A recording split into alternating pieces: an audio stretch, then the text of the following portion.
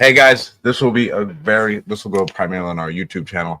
This will be a great episode for you guys to learn how to navigate really, really hairy transactions and why you need someone on your team in your corner who knows exactly what to do. We just closed out a deal that was a $20,000 novation that got eaten up with dumb stuff that if we would have known before, it ended up being, I think we ended up making $14,000 on it because we didn't quite do the paperwork right, and we had to give some seller credits and everything else. But EZ REI closings are the ones who helped us get to the finish line. This deal started off as a regular wholesale. We tried selling it ourselves. We couldn't get it sold. We tried sending it to a dispo house. We couldn't get it sold. We had to then transition that into a novation. We had multiple offers coming from a novation. One of the buyers told us like, hey, we're ready to go. We're good to go. It's all cash. That buyer lied to us. It was not a cash deal. It was a hard money loan finance deal. Then the lender was giving us issues on getting the deal funded. And then the realtors in the deal needed like 9 different amendments, addendums signed. Like it was it was the worst deal I've ever been a part of. It's made me hate realtors even more than I already do. You don't want to run out and get your license? Yeah. Oh man, it was crazy, but we got to the finish line because of you guys. So that's awesome. Dude, bravo for not giving up. First off, like if there's a lesson for anybody that's watching this, it's be fucking resilient and not letting obstacles stop you, right? So yes. So kudos for that. And knowing how to pivot and kind of run through all the different strategies. You did everything but sub 2 there to try to make sure that you got over the finish line. So now I'm super glad that we were able to help you get that one over the finish line. But Hannah, you were a little bit involved in this. Kind of what was some of the crazy stuff?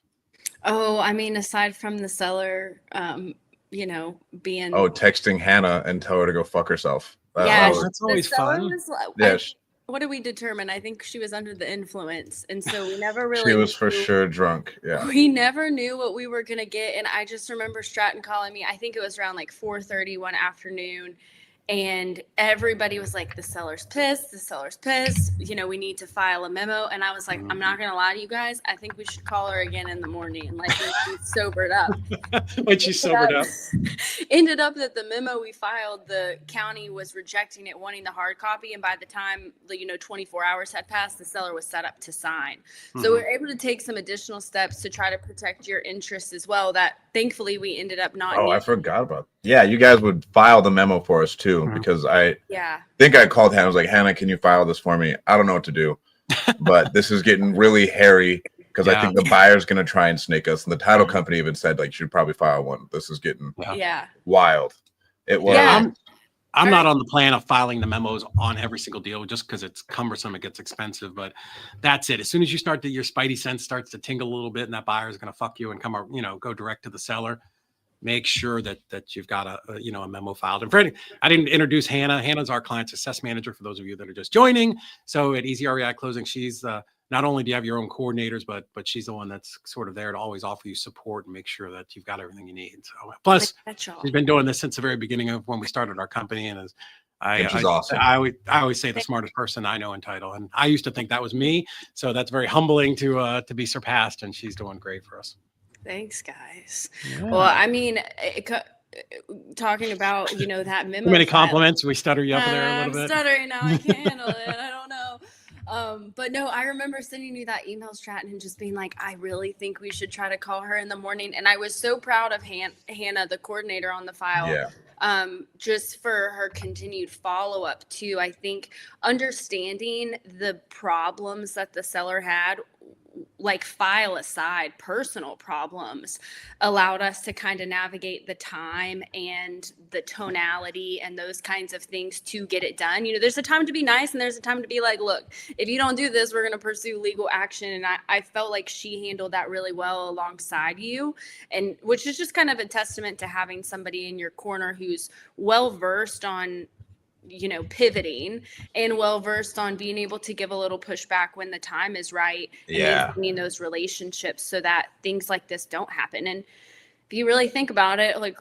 maybe would have dropped this deal if we hadn't been on, and just knowing that you saved, made all that money on this one. Like if investors could just do that once a quarter, imagine how much money that would be. And well, Hannah diffused the situation. Mhm. So more context, this was a pre-foreclosure. You Mhm. guys got the foreclosure halted when we opened up the escrow because this came in like October and it just closed in January. Oh, And yeah, it was yeah. I remember her talking about this one. like this was supposed to close a lot sooner. And then the buyer was in Jerusalem. And so Mhm. the buyer was giving us fits about like, hey, I can't sign for another month. And essentially, thanks to the title company, she's like, you're full of shit. You can either get an appointment tomorrow or your EMD is essentially forfeited and like you're just going to back out of the deal. Yeah. And so the buyer was an issue. The agents were an issue. The seller was so like aggressive. Our dispo assistant had never dealt with like such an aggressive, angry woman before. And so she was like, Stratton, this woman keeps screaming at me. I don't know what I did wrong. Yeah. And so like I had to step in to like diffuse the situation. And she wasn't screaming. She was just a very active woman and a drunk. Right. And so like you never knew what you're gonna get. And then from there, as we got closer to the end of the deal, she was refusing to sign because she wasn't getting enough money. And she said that she didn't owe anyone on the house. She was like, I don't owe the city of Sarasota. I don't owe a bank. I don't owe anybody We're any like, money. lady, you're in foreclosure. Yeah, I was like, man. How do you not know? Yeah. Yeah, and you know, it's hard, you know, for all of us, whether you're taking those calls yourself, you have acquisitions people, but we're dealing with people that are in distress. And sometimes we forget that because it just becomes numbers. But yeah, I mean, I've been yelled at a lot of times, thrown out of houses, all of those things. You know, people's emotions are high, and you know, it's just a lot of pressure sometimes. But again, great job for sticking it out and riding this one all the way to the end. We had correct me if I'm wrong, but I'm pretty sure we had a little bit of a lender hiccup at one point too, because the lender wanted a survey and we were like, a survey's not required. Mhm. And we Yeah, like a lender wanted a survey out of nowhere. And we essentially said, you're a fucking liar, first of all. We should never even be dealing with a lender. Yeah. So like, no, we're not getting a goddamn survey. Your buyer told us this is a cash transaction. Yeah. Yeah. How long did you work on this deal start to finish? Like how long was it? Man. We started it October 23rd and it closed last week. 3.5 months. Yeah.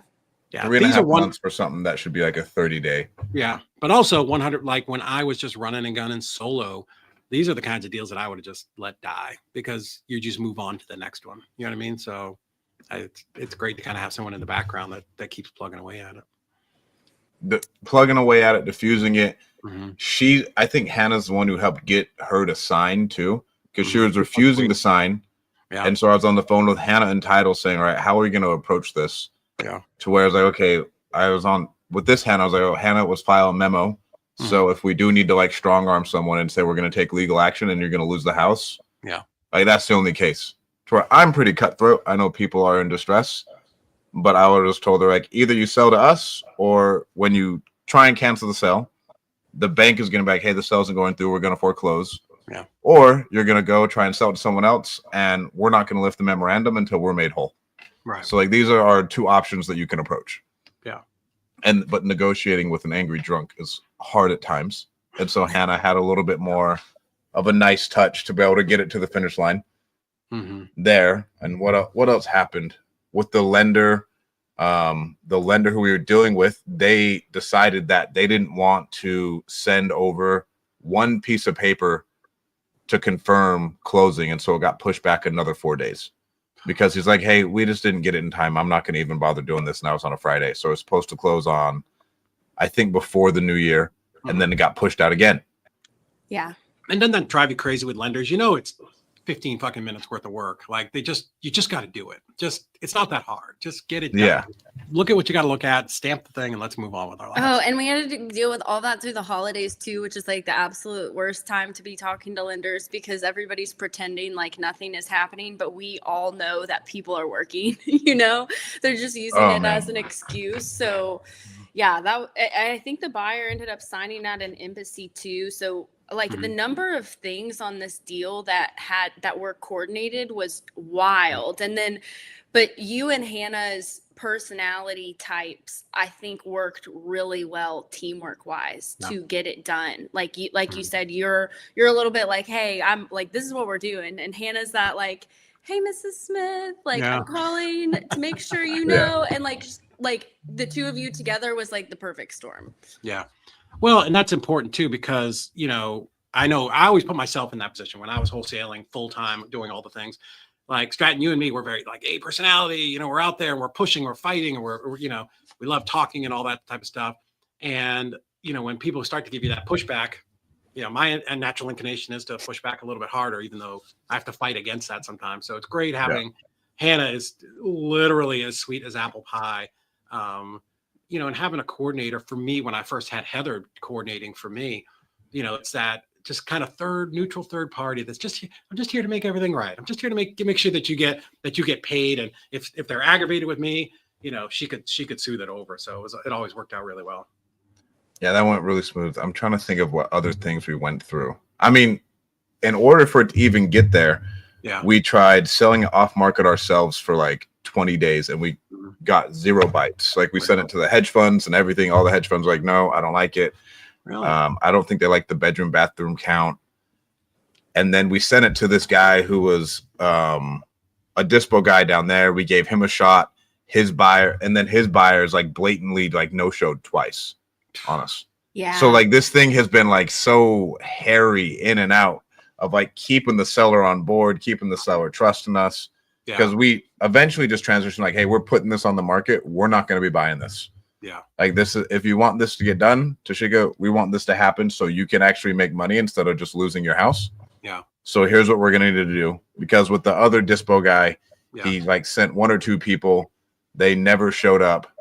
And so the seller's like, hey, I left my house twice and nothing happened. Like, so what are we doing here? And then we got a couple other offers. And the only reason we chose the person ended up closing is because they were supposed to close in like 7 days. Right. And then they ended up, it was 7 days like cash, and they ended up doing a loan and having it drawn out and then needing like other contingencies. Like it was crazy. And we had to deal with the agents. Yeah. If you were like stacking up all the possible problems, for the new year, you might be the winner right now, right? Crazy seller, drunk, foreclosure, you know, tried all the different strategies, found a buyer, had agent problems, you know. Buyer out of the country. Which is a big one. You get double points for that. That's always crazy. But again, last thing, the agents. Yeah, the agents is what we had to plow through. We had a group chat where I had to hop on the phone with them and be like, you guys are retarded. Yeah. Like we don't need to do this because like they said they wouldn't allow their buyer to sign a traditional assignment. And the title company says this is an assignment.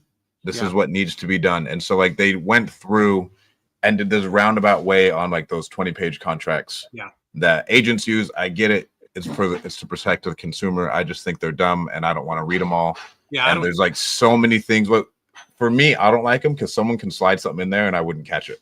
That's exactly when I was, again, buying a lot of rehabs and stuff. That's what I would say to my realtor. His name was Mark. I'd be like, Mark, is there anything I need to look at in here before I just click sign? Because I'm going to tell you, I don't understand how Dot Loop is not in a class action lawsuit. You know, you click one thing and it goes 5 pages.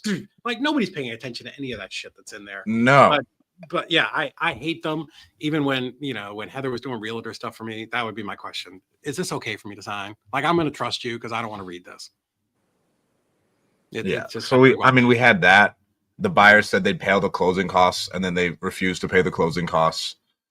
Right. So that ate into the assignment fee. They wanted to do an addendum for every time that I was like, hey, you know what? We will just reduce the assignment fee to get this thing to the finish line, make it easy. Yeah. And they said, no, we need an addendum stating why.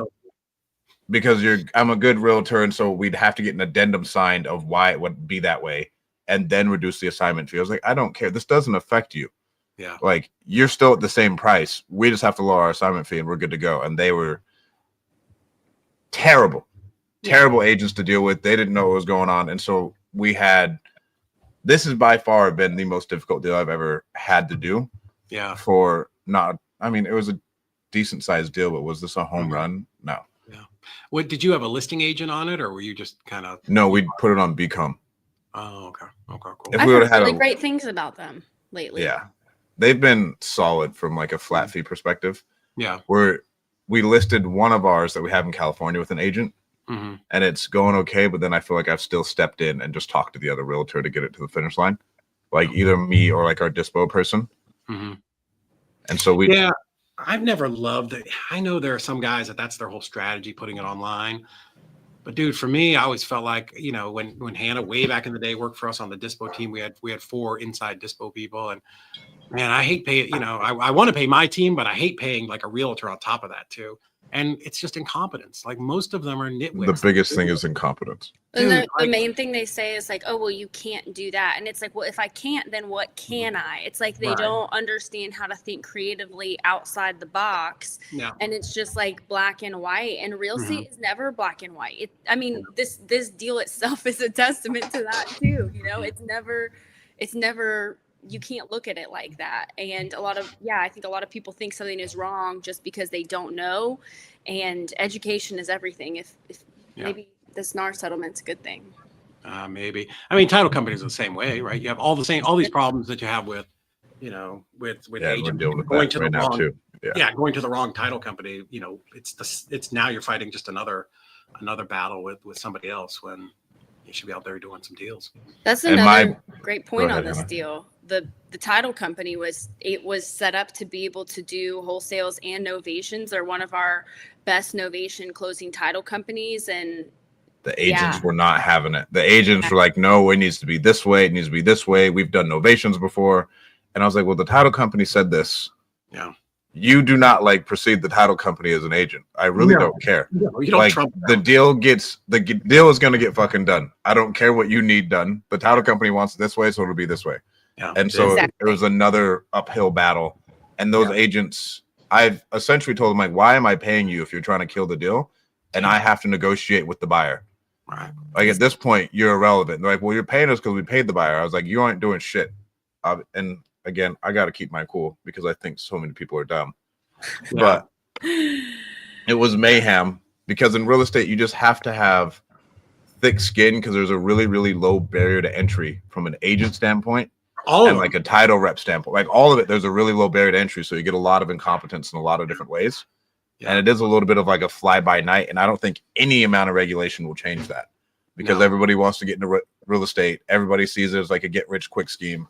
And so many people have to work together to get a transaction to the finish line. Mm-hmm. So what is that? That's we had a lender, the agents, the buyer, the title company, us, and RTC. So like 6 and people and the seller.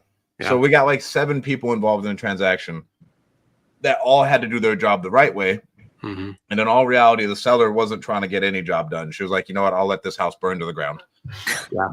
The buyer was trying to make excuses of why he couldn't sign. The agents were incompetent, didn't know what they were doing. The lender was saying, hey, I need these random things. Like nobody was necessarily trying to work together to get it there. It was crazy. And so I'd tell you to have a little bit of thick skin. Man, imagine if this deal had been with like the agent's choice and title company. And they wanted to use it too. They're like, we need to switch title companies to our title company so it can close next week. I was like, number one, we couldn't even get a payoff in time from the city of Sarasota for that. Yeah. Number two, with you guys being this incompetent now, there's no way in hell we would switch over to your title company to let you guys blow this thing up. Yeah. Yeah. This is why we've opened our own title company. So we'll handle all the ones in Florida from now on. But I think for those people that are listening, this is like, obviously this is worst case scenario. And I don't want like somebody who's listening going, oh, should I get into real estate and be like, holy shit, fuck this. Because this is as bad as it gets. But it's also not, all roses and sunshine, Rolexes and Lambos every day either. This does require some work to get it done. But my God, even though, the deal got fucked in a lot of ways, it was still a $14,000 payday, which is pretty awesome, Yeah. And we could have, if we would have negotiated a little bit better, it could have been a 20K.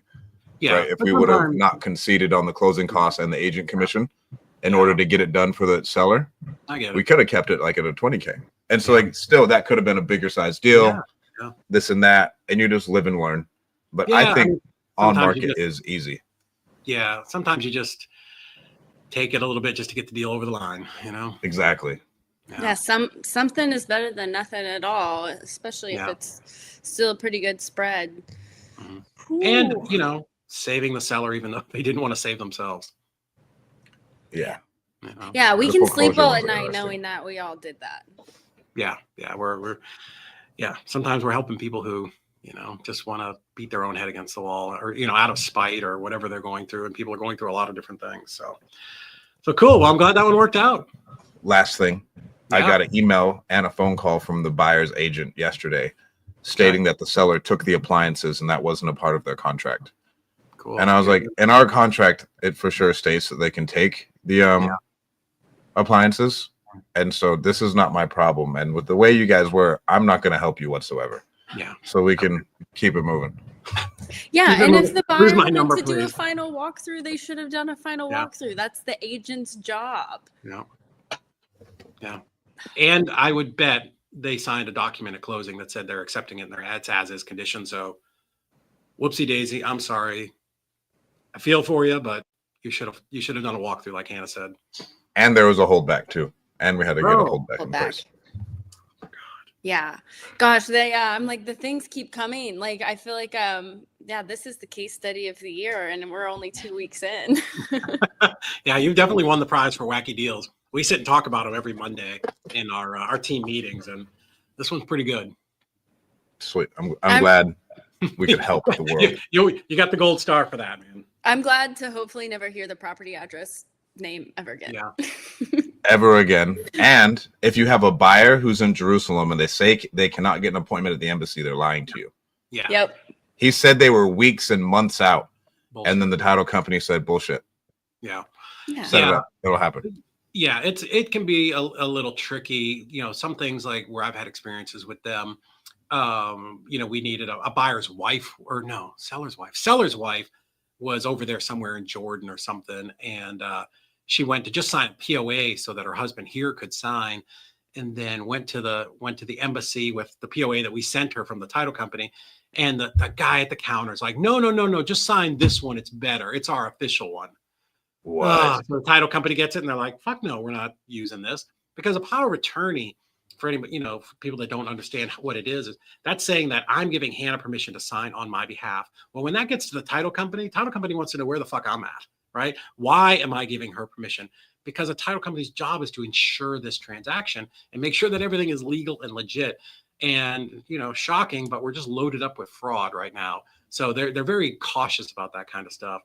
So anyways, we had to send him back to, I think she ended up going to Cairo to do it because she was traveling. But yeah, she just, made an appointment and zipped right in there like the next day or 2 days later and got the right paperwork signed. That's crazy. Crazy stuff. So cool. What else you got cooking over there? What other kind of good deals you got? Well, we got one right now that you guys, so we started off, it happened really fast. I don't know why we didn't send it to you guys. And it's a foreclosure. This is another novation. We couldn't sell this one off market. He tried selling it to another wholesaler, and the wholesaler didn't take it off. Investor lift. And then we sent it out to, like, on investor base and everything. We didn't really get any bites.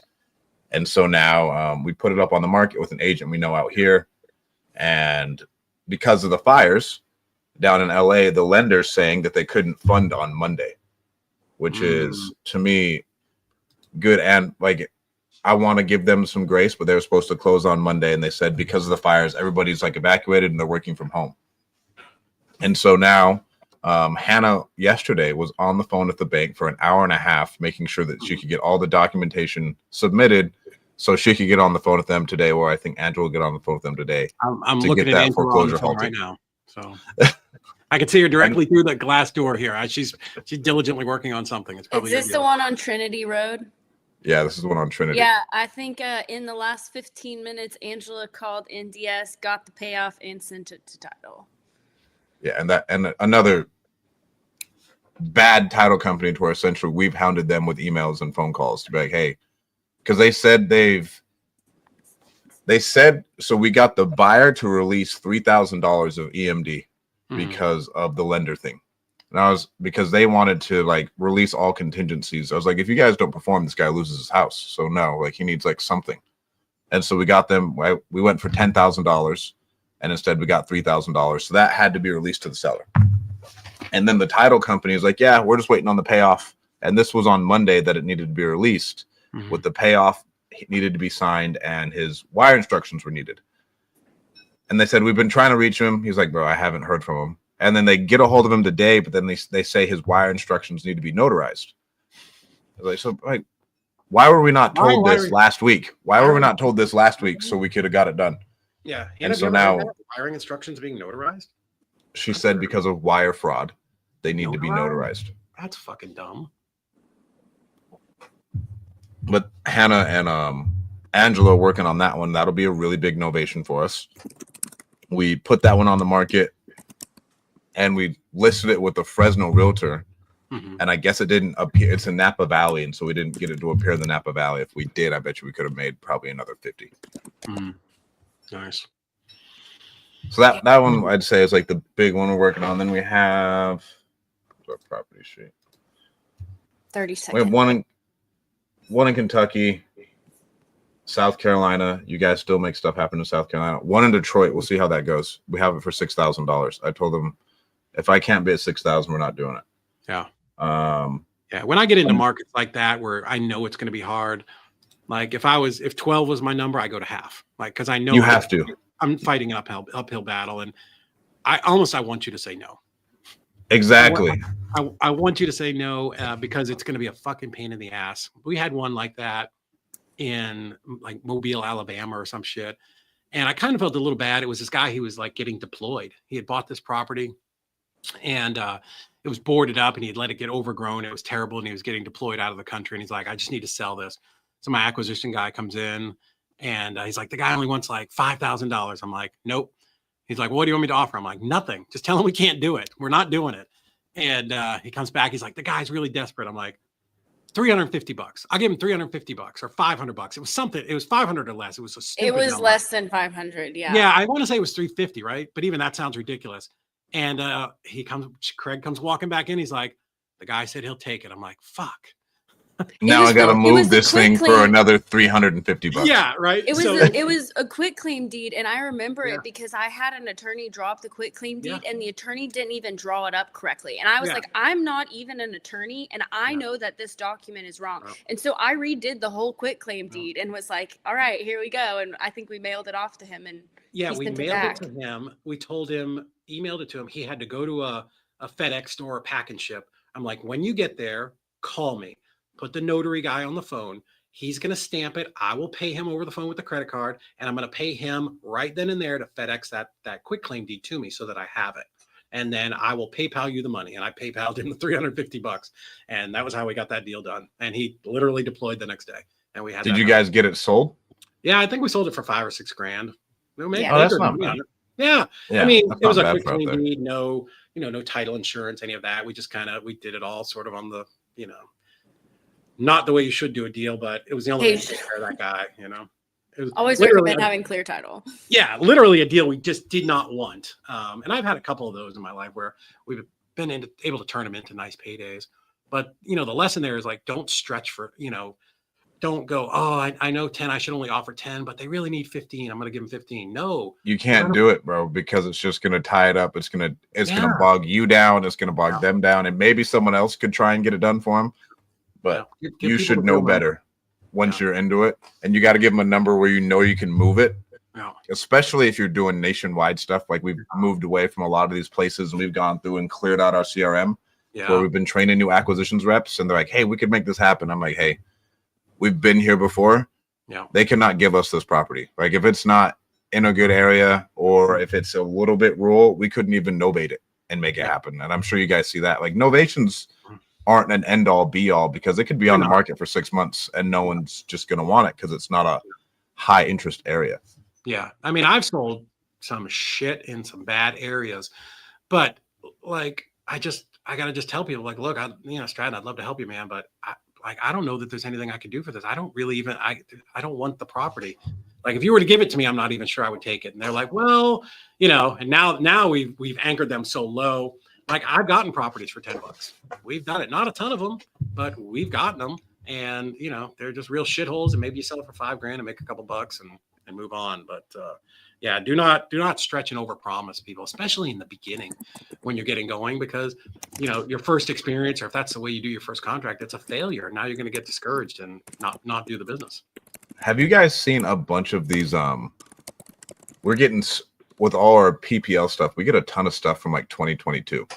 I Really? think the market is going to turn a little bit. Mm, I've seen a lot of people who essentially cannot get out of these houses. Yeah. really?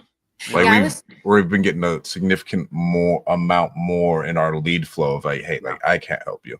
Like either we do So- a short sale or something, or it's not happening.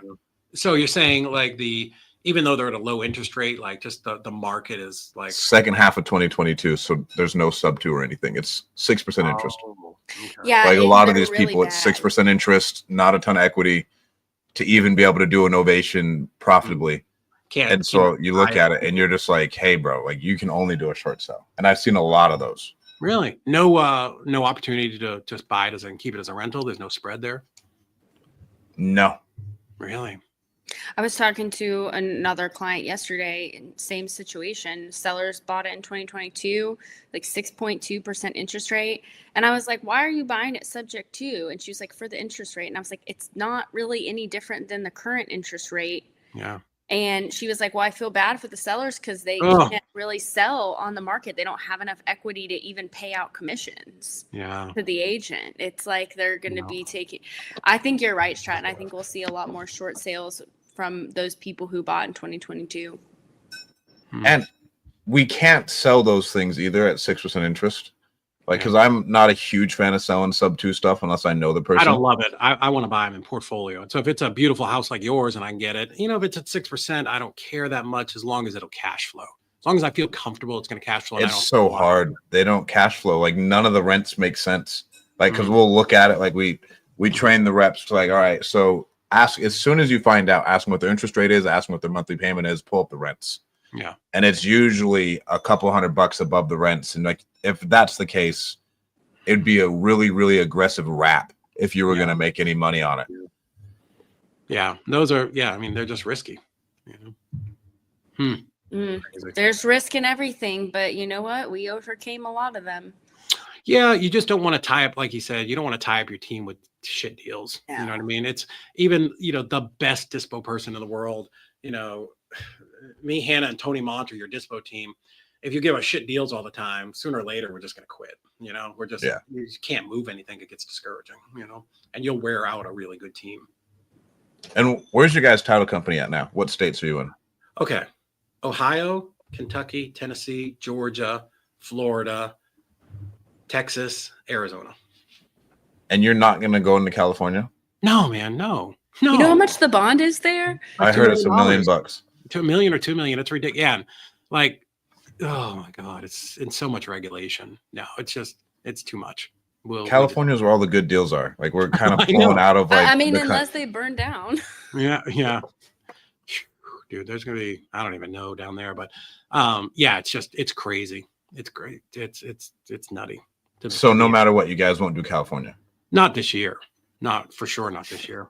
I'm not allowed to say where we're going because Hannah and Heather and Megan will yell at me. But yeah, the way that we're prioritizing the states is by volume, and actually Texas and Florida. Texas is probably are the two biggest ones. Yeah, and it was a struggle. Like we had to open an office there. We had to hire somebody in house that's there.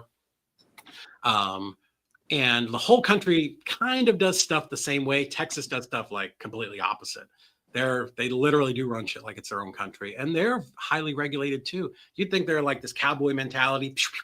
We're going to do things however we want. No.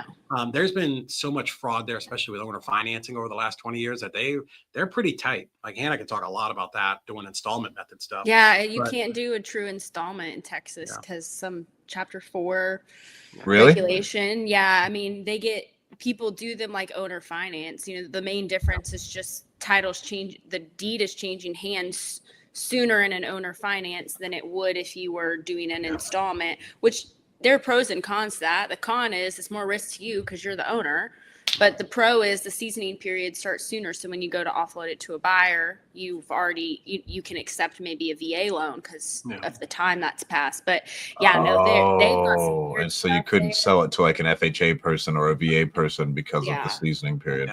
Yeah. Ew.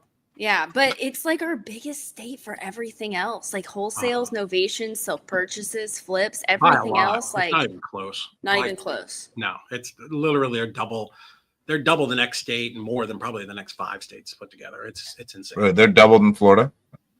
Oh, pretty To close. Yeah. us, yeah, for our we've been going based on our file volume, so like where Yeah. we're seeing the most deals from our clients. And Texas is even a non-disclosure state, so whoever's out there listening that's afraid of a state because it's a non-disclosure state, don't be. Just get involved with people in the area so you understand it. And Yeah. Now the rest of the Yes. non-disclosure Deals. states, fuck them, like Yeah. Missouri and all those other. Missouri's Dakota. tough, bro.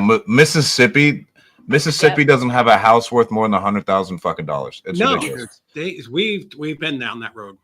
When I had another partner years and years ago, and he was handling acquisitions, that show up with like 9 contracts in one day. I'm like, bro, why do you think you got 9 contracts in one day? Because nobody can fucking do anything over there, and you're over offering. No, fuck those places. All but Texas, I wouldn't be in any non-disclosure state. If I was a virtual wholesaler, not a chance. I'd bounce the fuck out of them.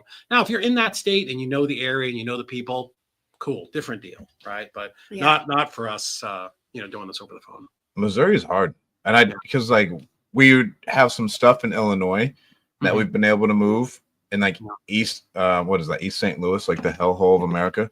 Dude, funny story. So when we decided I didn't interrupt you. When we decided to go virtual the first time out of Chattanooga, first place we went was Birmingham, the other half of the hellhole, right? It's a shithole. I've never seen so many dilapidated properties in my life. And the problem is there's so many, like investors can buy shit for nothing. Like they don't need they don't care. They don't want us putting our $10,000-$20,000 on top of it. So we went to Birmingham. We did a couple deals, but it was a struggle.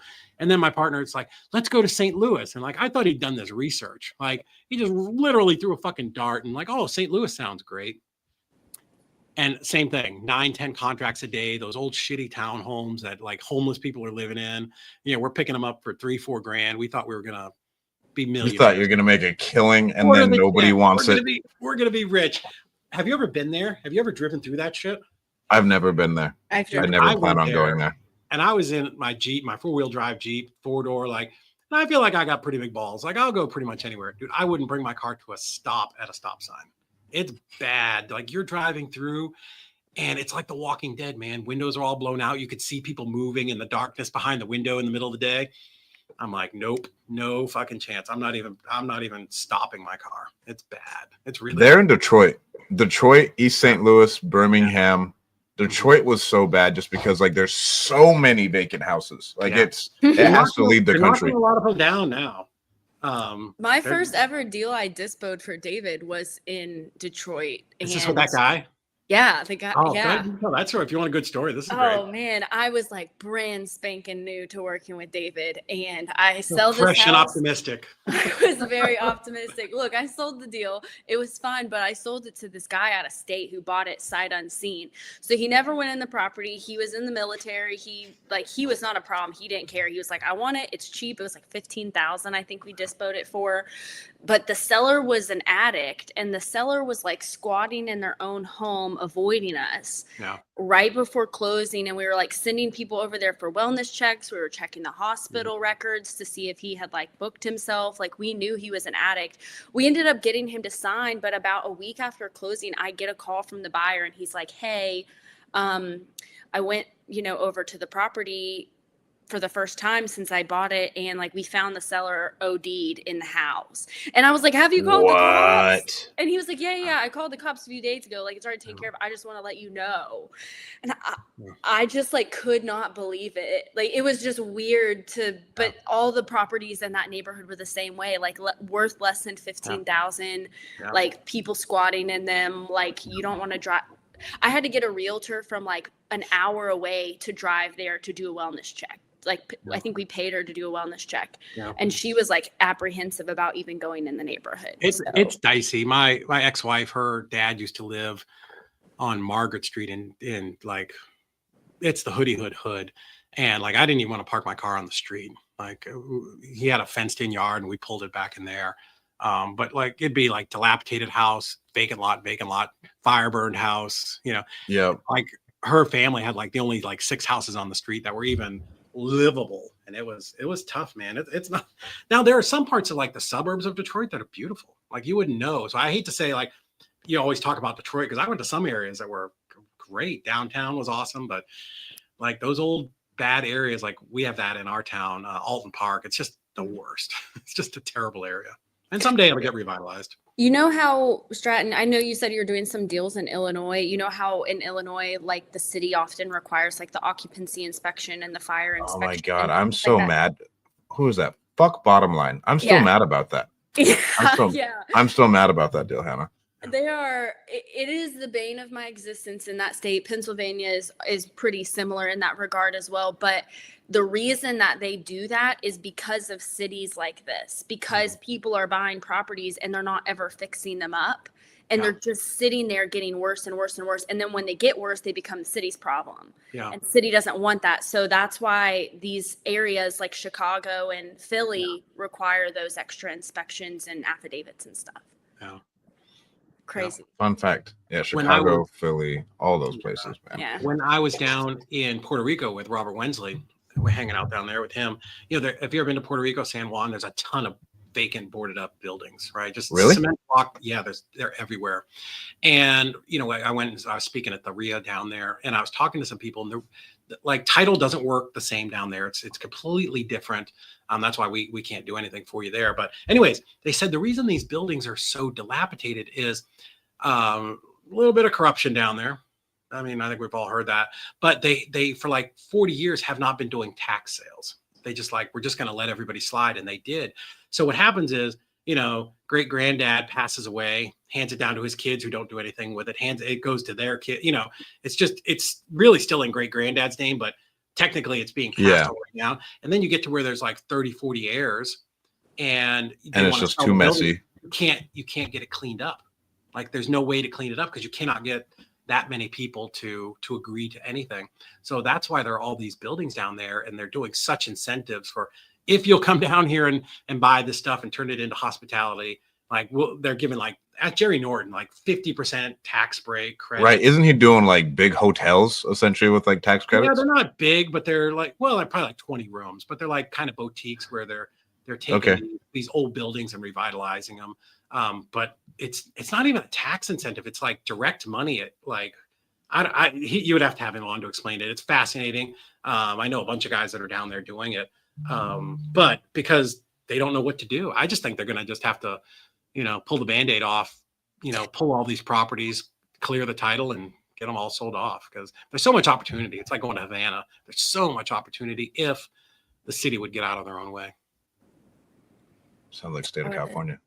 Yeah. Sounds like state of California. City getting out of the way. It would be nice to have a lower bar. I love California, man, but I don't know how you live there. I mean, it's so expensive. I'm technically a Utah resident. This year I'll probably have to declare as a California resident because we haven't been traveling as much.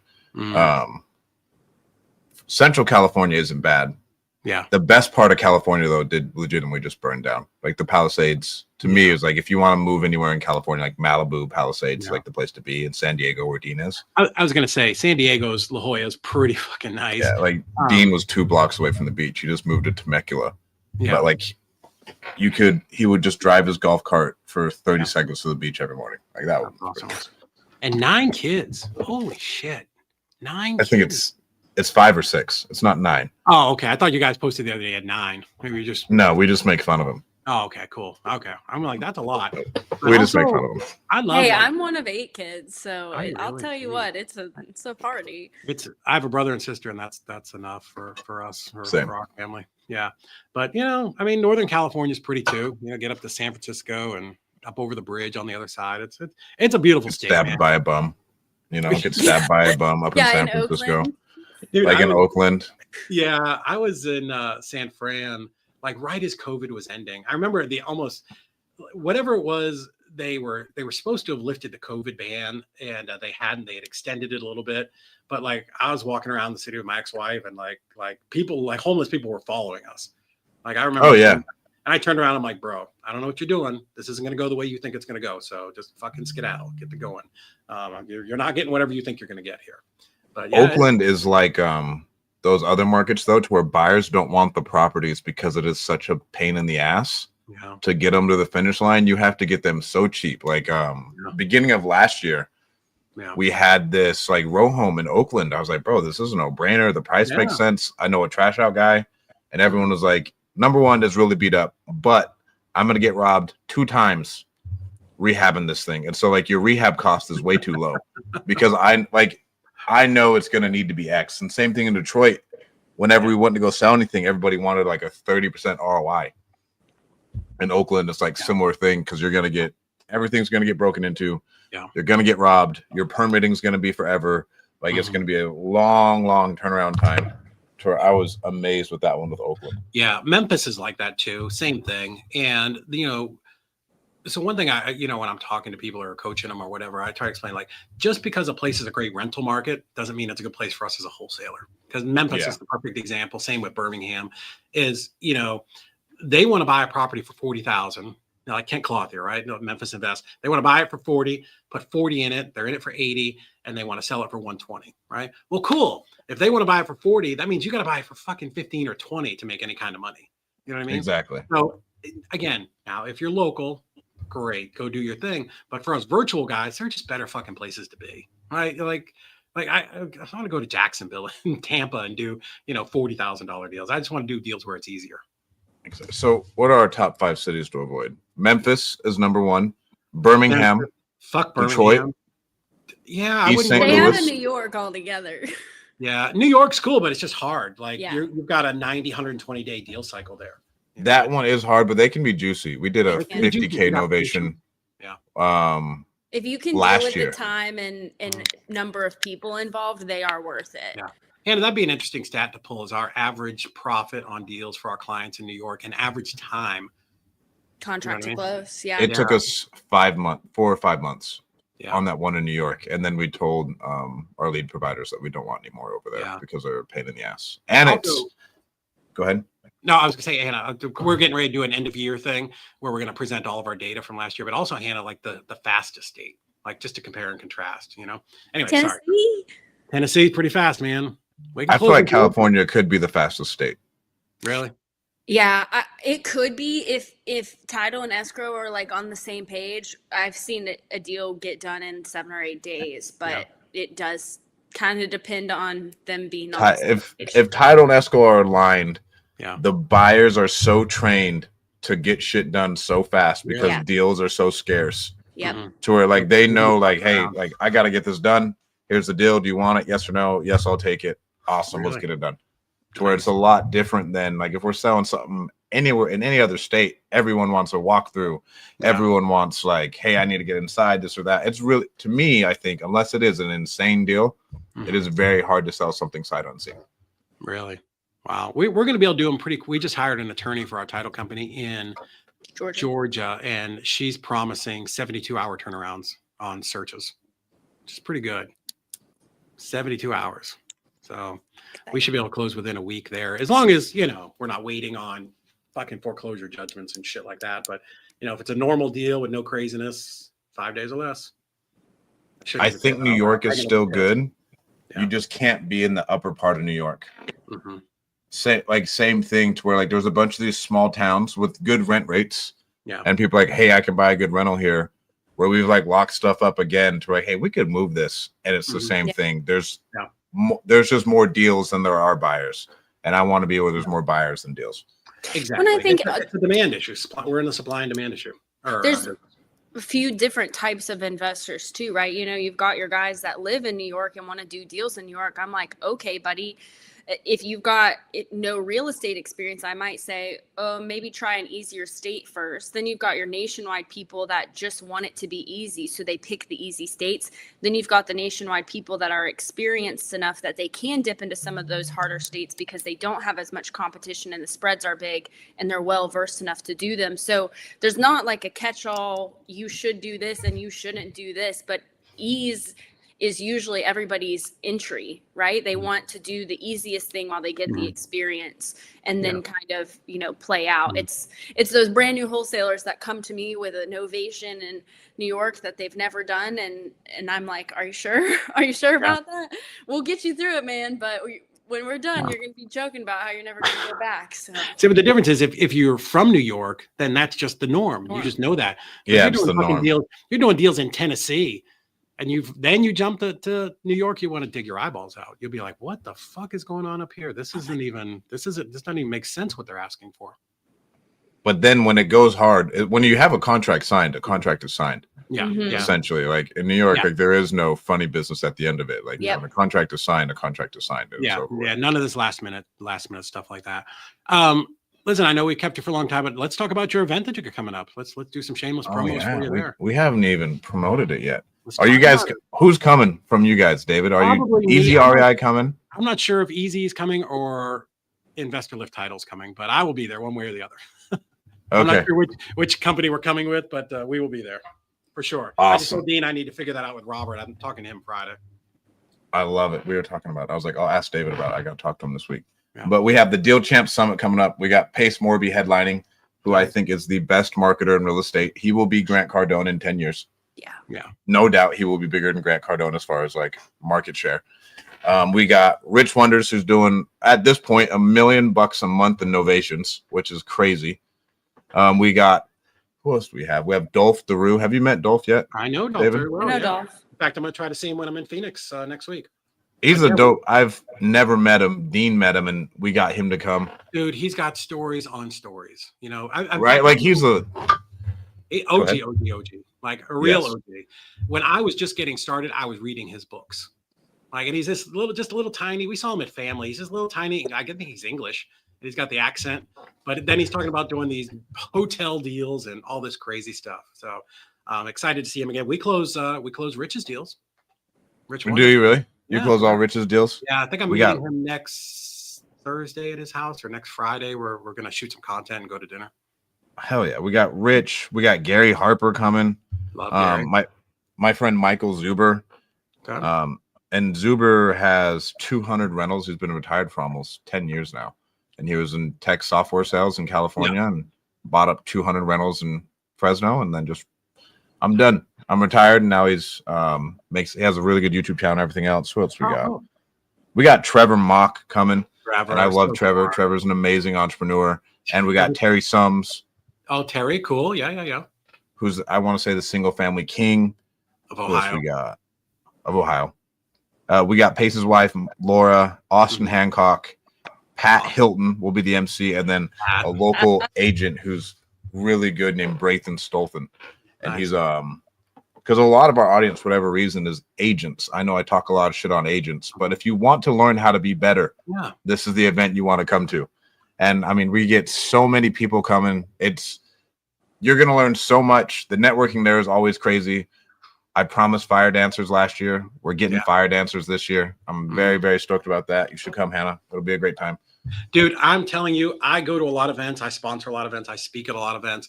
And I told you guys there, you and Jason and Dean, like in the green room, in the fucking back, this is one of the best run events I've ever seen. Like it's run so good. It's no, man, for real. And I was telling another vendor this the other day to reach out to Dean to sponsor it. I mean, fucking shit ran on time. You had great speakers. Like everything about it was awesome. I've never seen people so pumped up to be there.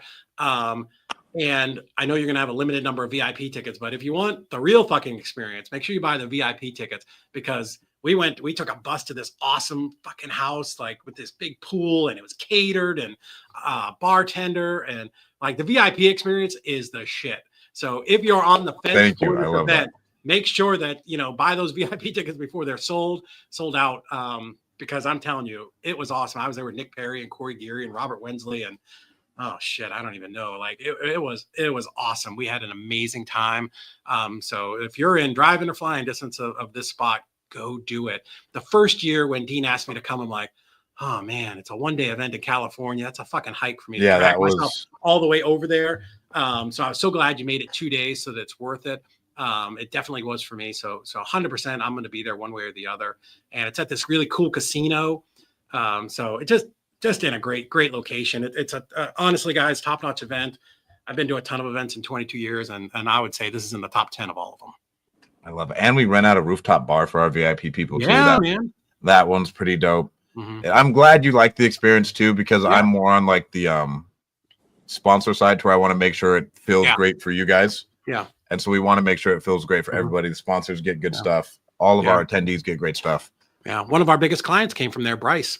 That's where we got started with him. So yeah, I mean, guys, great event, ton of networking.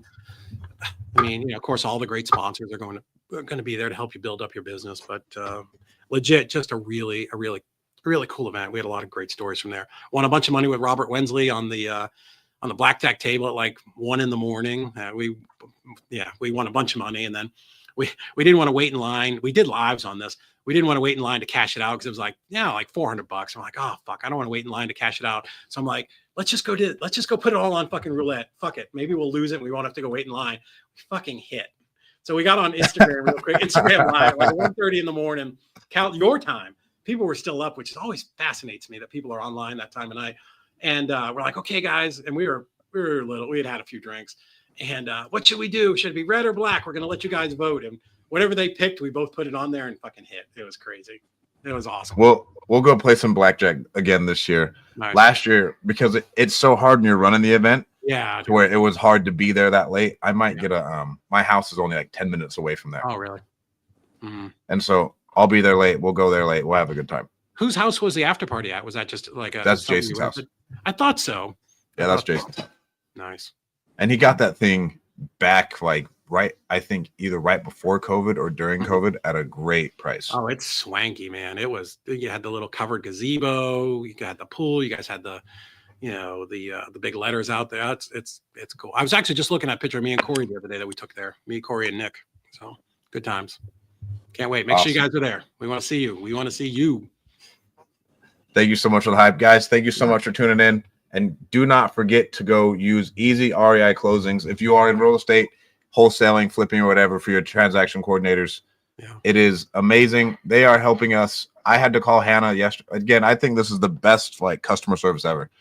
I told Hannah, I cannot get on the phone with this bank. I'm doing a lot of stuff. Can you get on the phone with this bank and get this foreclosure stopped? And this will be a $50,000 deal for us. Yeah. She was on the phone with the bank for an hour and a half to make sure that we got all the paperwork submitted that we needed. And now Angela is probably cussing someone out, making sure this foreclosure gets stopped. Cool. You do not get service like that anywhere else. I cannot speak enough about EZ REI closings. Oh, thank you guys so much. I appreciate that. If you guys are watching this, I know Stratton's got a link he can drop there. You can use your link. It's fine. Okay. If you guys go to the link, it's EZREIClosings.com and book a call today with me or my team. Make sure you say that you were watching this, and I've got a free dispo course that I used to sell for $5,000 that I will give you guys for free. It's called Dispo Team Training. It's like 16 hours of training. It's amazing. Because I appreciate you and everybody that's watching this. So we want to give you guys something awesome. I love it. Thank you guys so much for tuning in, and we'll talk to you soon. All right. Thank you, man. Bye. Bye.